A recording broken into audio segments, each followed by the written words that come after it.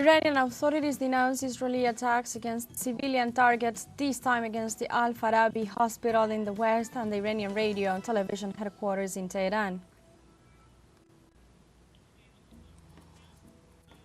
Russia fulfills its obligations under the Istanbul agreements and delivered more than 6,000 bodies of Ukrainian soldiers to Kyiv.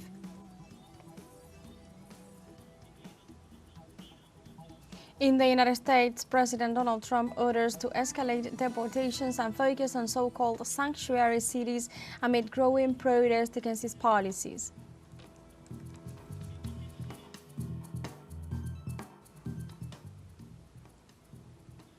Hello and welcome to From the South. I'm Alejandra Garcia from TeleSur Studios in Havana, Cuba. We begin with the news.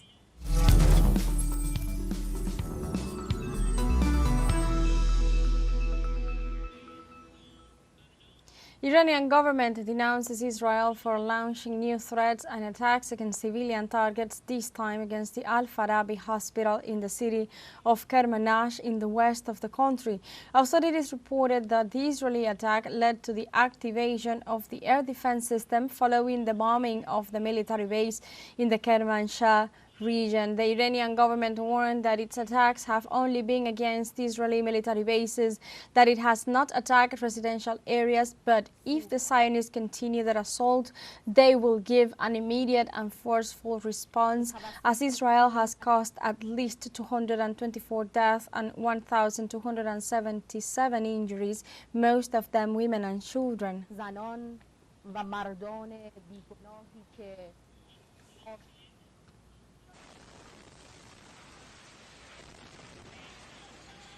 In this context of Israeli aggressions, the Zionist forces bombed the Iranian radio and television headquarters in Tehran. Sources add that there are martyrs and wounded in the Israeli airstrike against the Broadcasting Corporation building. Iranian television anchor Sahar Emami resumed her work minutes after the channel's studios were hit by Israeli airstrikes. Meanwhile, all Iranian Broadcasting Corporation channels are broadcasting normally, except for the Al-Akbar news channel. For their part, the Israeli occupation army threatens to bomb police stations in Tehran. Iranian air defenses are fully in operation in the Persian capital.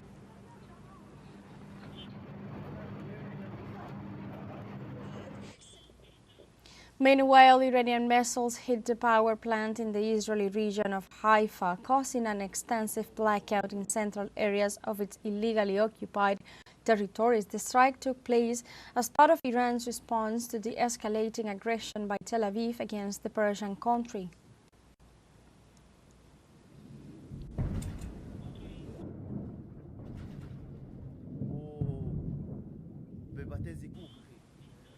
Oman condemned Monday the Israeli aggression against Iran and sent its condolences to the government and people of the Persian nation for the victims of the Zionist attacks.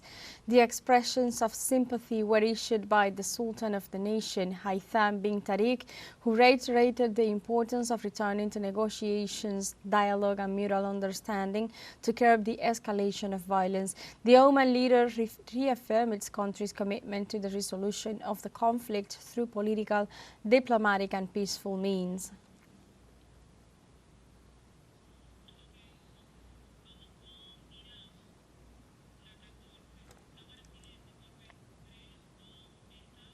Iranian President Masoud Pezeshkian denounced the violations of international norms by the U.S. government and its position on the conflict with the Zionist government of Israel.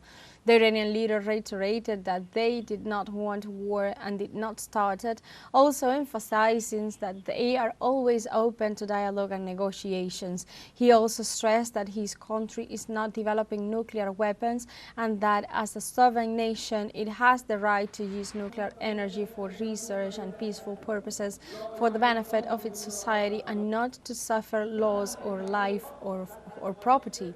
In this regard, Russia, China, other governments and organizations around the world have condemned the Zionist attack against Iran, while the United States has defended Israel.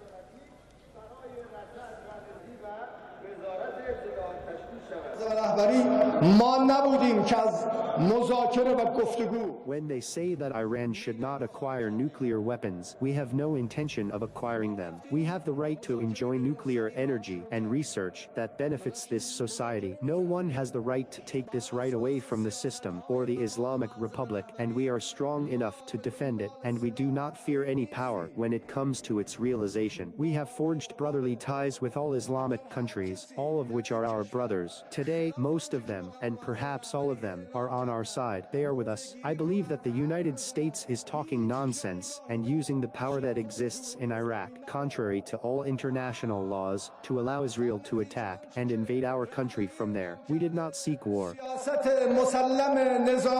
Iranian Foreign Minister Abbas Araghchi called on all Iranians inside and outside the country to unite, urging them not to give in to the enemy and to fight for their homeland.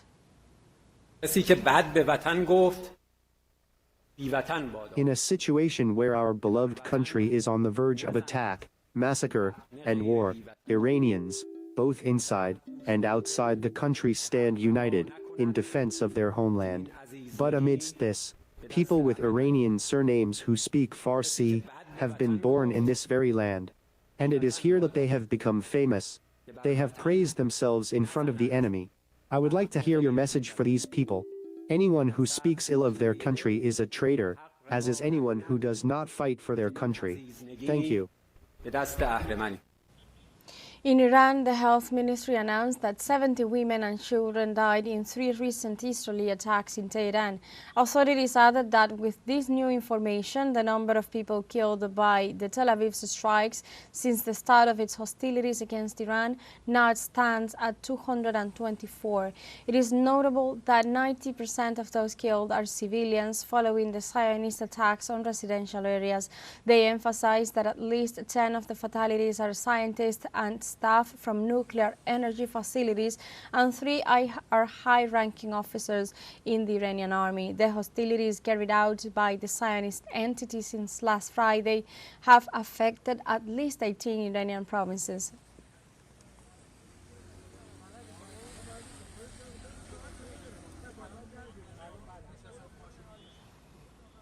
The Iranian Revolutionary Guard confirmed the assassination of its intelligence chief Mohammad Qasemi and his assistant Hassan Mohaqqed as part of Israeli airstrikes against Iranian territory. In this context, the intelligence commander Mohsen Bagheri lost his life due to shellings made by Israel-sworn drones in several Iranian areas. Subsequently, the Iranian agency reported a series of missiles operations against Israeli intelligence centers. Moreover, the Iranian Revolutionary Guard confirmed the continued effective operation against vital targets in Tel Aviv until their complete elimination. Iran has been pursuing Operation True Promise 3 in response to the Israeli offensive against its territories on June 13.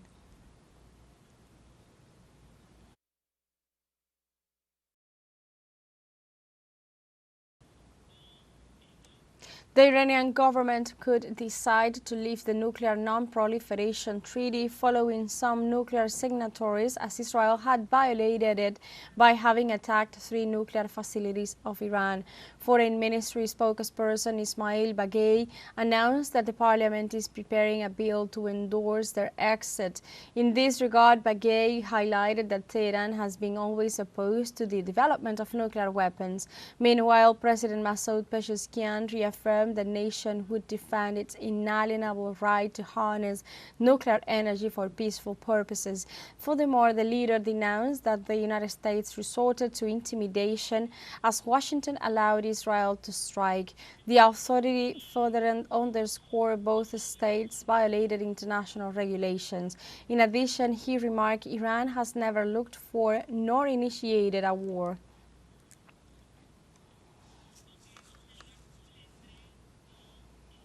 In this context, Russian President Vladimir Putin and Turkish President Recep Tayyip Erdogan issued a statement after a telephone conversation condemning Israel's actions against Iran, considering that it aggravates the situation in the Middle East. In addition, the text pointed out that this new attack against another state in the region represents a clear violation of the United Nations Charter and other norms of international law. The leaders called for an immediate ceasefire ceasefire and the resolution of controversies, including the Iranian nuclear program, through political and diplomatic means.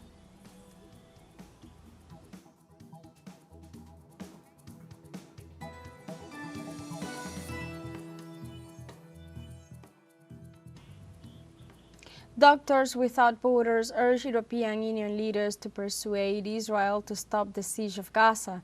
The Secretary General of Doctors Without Borders, Christopher Lockyer, described Gaza as a hell on earth, byproduct of almost 2 years of unstoppable shellings. The humanitarian movement said that over 1,000 members were working in Gaza. The organization further revealed they had striven to run 6 clinics, 2 field hospitals, and provide support to other care centers in the enclave. In addition, the entity unfolded they were living on 1 meal a day. Therefore, the humanitarian movement spurred European Union foreign ministers to make the right decision on their upcoming debate on June 23rd regarding the suspension of the association agreement with Israel.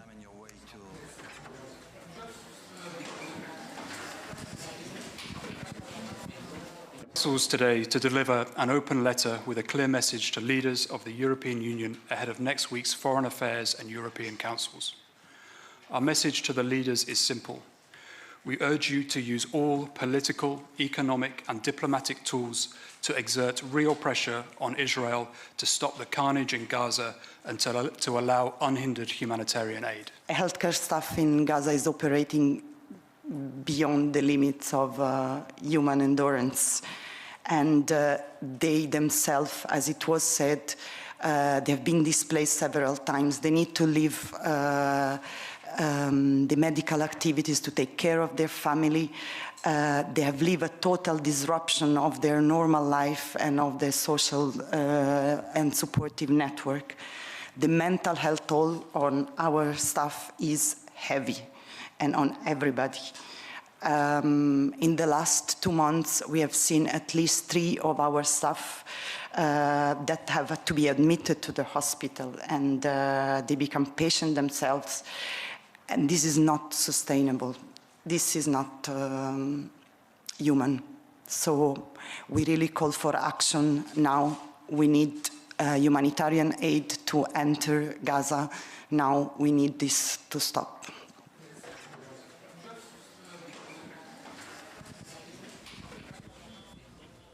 In other informations, the Russian Federation complied with the agreements established in Istanbul by delivering more than 6,000 bodies of fallen soldiers to the Ukrainian regime.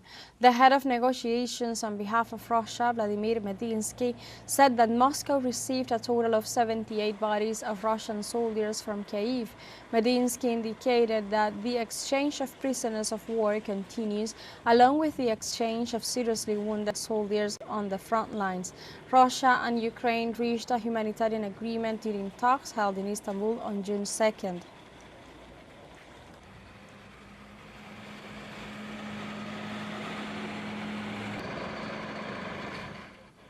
At the United Nations, Venezuela demanded the elimination of sanctions and unilateral economic blockades imposed by Western countries on sovereign nations.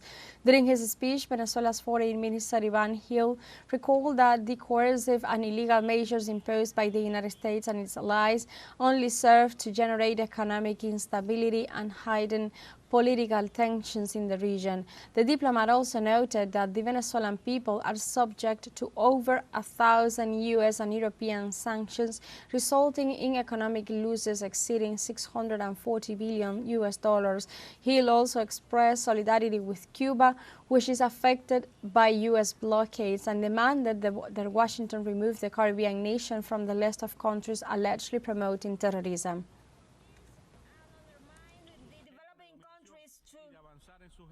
Este tipo de medidas que pretenden ejercer presión. These types of measures that aim to exert pressure, exploitation, domination, and subduing sovereign and independent nations are now the biggest obstacle to implementing development plans in nations subject to these so-called sanctions, and even to implementing the 2030 Agenda for Sustainable Development and the effective and timely achievement of its Sustainable Development Goals. de sus objetivos. For his part, Cuban Vice Minister of Foreign Affairs Carlos Fernández de Cosío explained that the U.S. blockade limits the island's commercial development with other countries around the world. Estados Unidos prohíbe la exportación a Cuba. The U.S. blockade prohibits the export to Cuba from any country, of any product, produced in that country by its companies and workers, if the product has 10% or more components of U.S. origin. De componentes de origen estadounidense. In Italy, a couple of dozen protesters unfurled a banner Sunday in Venice calling for a halt to new hotel beds in the lagoon city. Organizers underlined that nearly 17,000 tourist beds had been added to the city of Venice since 2017, despite a hotel block in the historic center adopted that year by the city. The protesters moved on obstructively from the first stop in Tronchedo, an island not covered by the hotel block, where a 648-room hotel has recently opened and where another is being built, to the Calle del Guardiani structure. Details of the protest weren't advertised, and it was kept small and non-confrontational.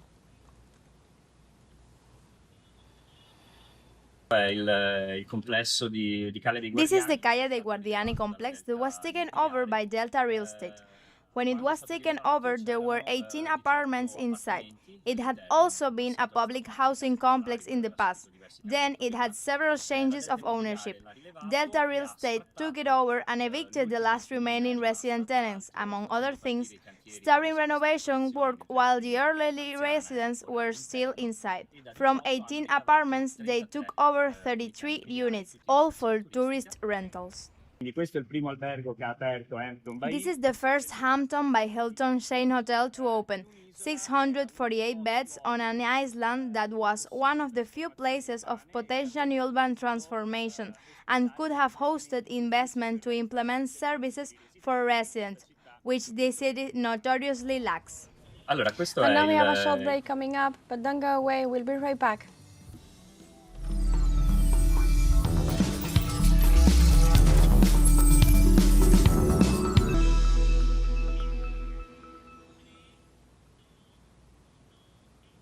Welcome back to From the South. The U.S. President Donald Trump ordered immigration enforcement agencies to heighten raids against migrants in Democrat-led governorships. On social media, the Republican leader reaffirmed that immigration and customs control agents must increase their efforts to detain and deport all undocumented immigrants in cities such as Los Angeles, Chicago, and New York, which he described as the core of Democrat power.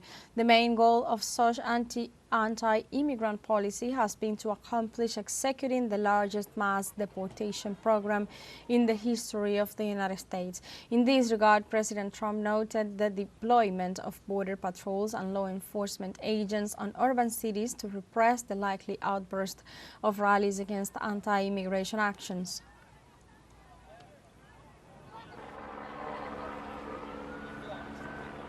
The suspect in the assassination of the U.S. Democrat Congresswoman Melissa Hortman and her husband was captured. Law enforcement officials said Vance Bolter, 57-year-old, was arrested on Sunday following a two-day manhunt in the Midwestern state. Bolter allegedly shot two Democratic lawmakers and their spouses earlier on Saturday morning in what officials believe was a politically motivated attack. Melissa Hortman, a state representative, and her husband, Mark, were killed in the attack, while State Senator John Kaufman and his wife, Yvette, were injured. Lieutenant Colonel Jeremy Geiger of the Minnesota State Patrol said Bolter surrounded the police without any use of force.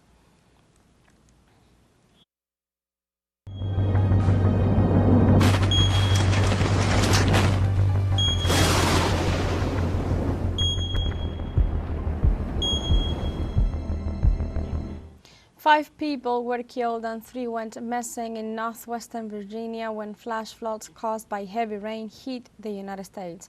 The authorities reported that rescue efforts were underway on Sunday to find 3 missing individuals. They also indicated that between 6 and 10 centimeters of rain fell in just half an hour on Saturday night, prompting an almost immediate influx of emergency calls for trapped individuals. Governor Patrick Morrisey declared a state of emergency in Ohio County.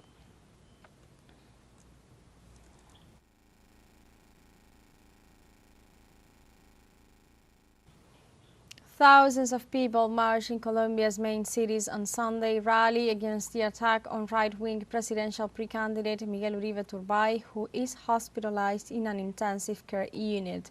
The 39-year-old senator had been shot 3 times during a public act in a popular neighborhood of Bogotá last Saturday.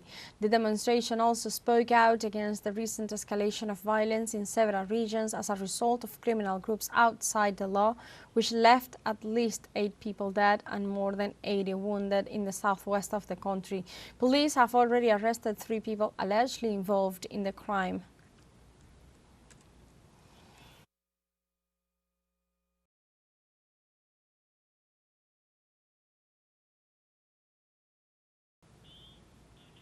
And like this, we have come to the end of this news brief. For Telesur English, I'm Alejandra Garcia. Thank you for watching.